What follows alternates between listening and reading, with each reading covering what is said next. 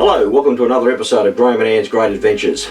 We've got a special episode today where we're going to look at RV toilets.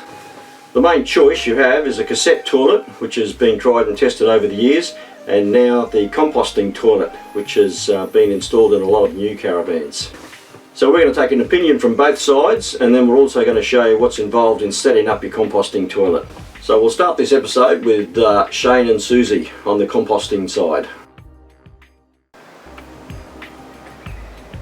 So we're with Shane and Susie in ZB 383. Good morning, Graham. And today we're discussing the pros and cons of a cassette toilet or a composting toilet. The great debate is on.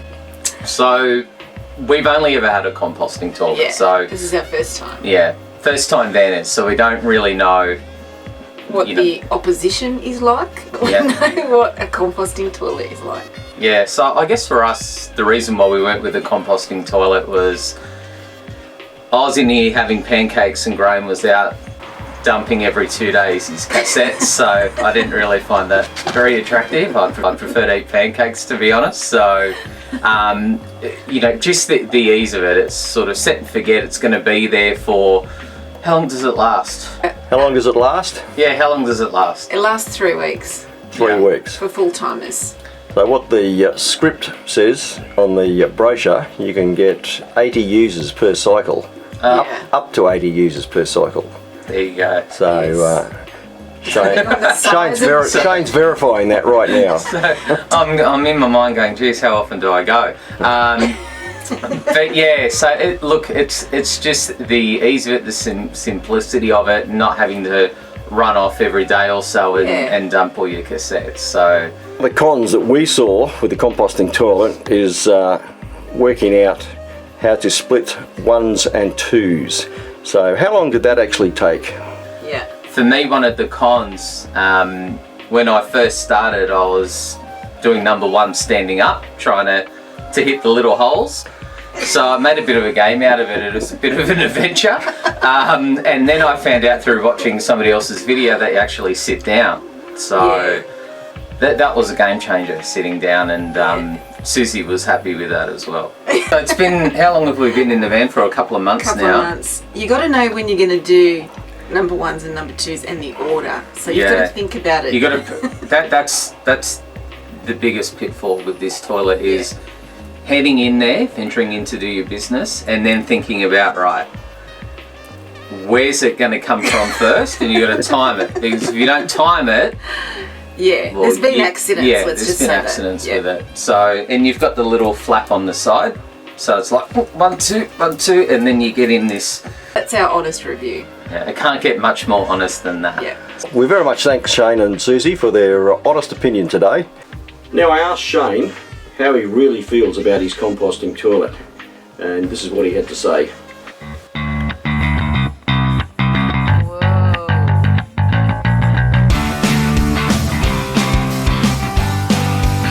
I think we'll just leave Shane there for the moment, and we might come back to him later. And now we'll go to ZB171 and look at the other side. So this is the standard cassette toilet found in a lot of RVs. And on our cassette toilet, we just have a single hole. Open the flap, the ventilation fan comes on, and you can just use this the same as you use your household toilet. And the only preparation, just add 30 ml of sanitizer before you use it. With the SOG system, the ventilation fan, they say you don't need to put a sanitizer in it, but we still prefer to do it. It's just takes all the smell away completely. This is the sanitizer that we use. Portasol can be purchased through Bunnings, BCF and other quality outlets. It's about $22 a bottle, and we get about 25 doses per bottle, so that's $1 every 2 or 3 days. We do have to empty our cartridge out every 2 or 3 days, but it's a fairly simple process. My argument is, yes, I do have to take this canister out and empty it every 2 or 3 days, but even with a composting toilet, you've still got to take the canister out and go and dispose of that every few days as well. And I see this as far less work than setting up the composting toilet. That's my opinion though.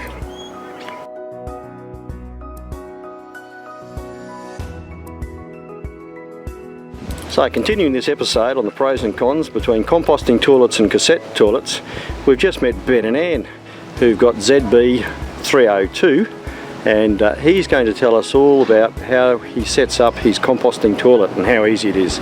We've basically just got peat moss, which is available in block form from Bunnings, and I think we got this one online. We've got a couple online which were a bit cheaper. It's just normal gardening peat moss, size of a sort of a house brick, a 50mm house brick. Just in a bucket, and you've got to put 2.5 to 3 litres of warm water, not hot. So we've boiled the kettle. I'll just try and be very, very careful here. See how we go with that. Just going to break it up. It is compressed, so it is a little hard to break it up, but you can do it with your fingers, you can do it with a stick, and the secret is not to make it too runny for the toilet.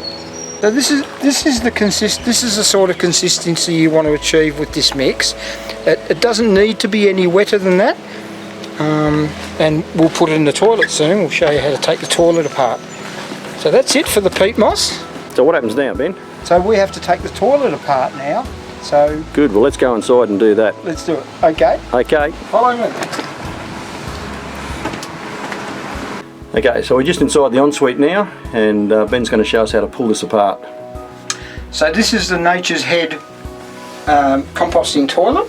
The first thing you have to do is you take the seat compartment off. You unplug, there's a little 12 volt plug for the fan. There's a fan going constantly, so there is actually no smell with the toilet. This actually comes off.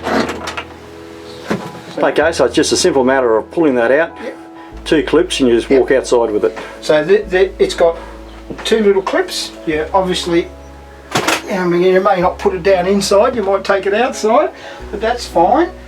Okay, what happens with the number 1 bucket? So this is the little number 1 bucket, which unfortunately you do have to empty out as you would normally do with a normal caravan toilet. So when that gets to about 3/4 full or half full, whatever is your preference, you go off, empty it out and wash it out like normal. So normally in the dump point? Yep, absolutely. Okay, and that's every what, 2 or 3 days? Every 2 or 3 days. Yeah. So now we have to take the base out, because this is the base, and this is just clip to the floor. It's got 2 clips on it. It's got 2 knurled knobs. We're going to take it outside and we're going to put our compost in it, our peat moss in it. And that's the agitator. You turn that every time you go and do number 2s. So that's a little knob on the side. There's one each side. You just undo those or just loosen them off? Yes, you do. No, you undo them totally and you take them off. Yeah.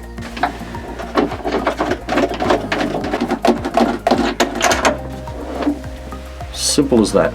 You don't really need to take this out to put the peat moss in it, but you do have to take it out when you empty this. And you were telling me before that you do put the paper in that. Some people keep it in a separate compartment, but you find it doesn't bind up the mechanism at all? No, not at all. So you can do your number 2s and your toilet paper goes in this, and as long as you agitate it after you're finished, it will decompose. Fantastic. Yeah. There is also a spray, like a disinfectant spray, which is a bit of a stimulant also, and every time you go, whether you do number 1 or number 2, you also spray that on to avoid the smells a little bit, but it also helps the decomposition. So that's the spray. Where do you get that spray from, Ben? I got it online from a mob called Enviro Pro. Enviro Pro. Yeah, we actually bought a ½ litre of it. Yep. To fill our little, or 1 litre, sorry, to fill our little ½ litre bottle. And that lasts quite a while. Quite a while. Yep. And you spray this just one. simply spraying that in. Yep. When you do your number 1s, that'll keep it nice and fresh, you know, deodorant wise. And when you do your number 2s, this stimulates the decomposition of the material. Yep. Alright, so we're just going to put this peat moss, which is now quite moist, into the bucket, into the base. Get there.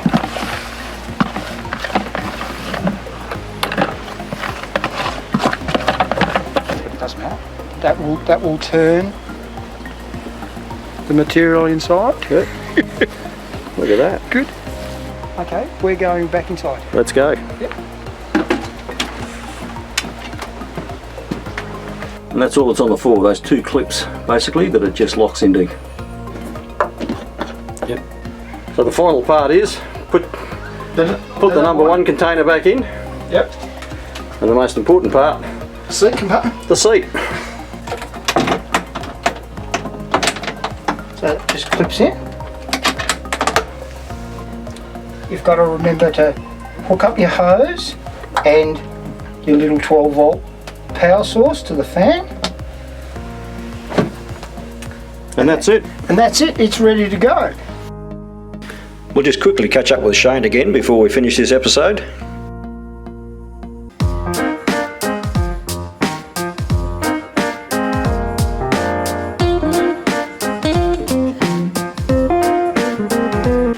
So I hope you enjoyed this episode. Let us know what you think. Everyone's got an opinion on this, and it's basically a personal choice. So we know what we like, and others that we have spoken to really like the composting toilet for all the benefits as well. So with everything in life, there's always pros and cons. You just have to add it up yourself. Anyway, thanks for watching, and we'll be back soon with another episode.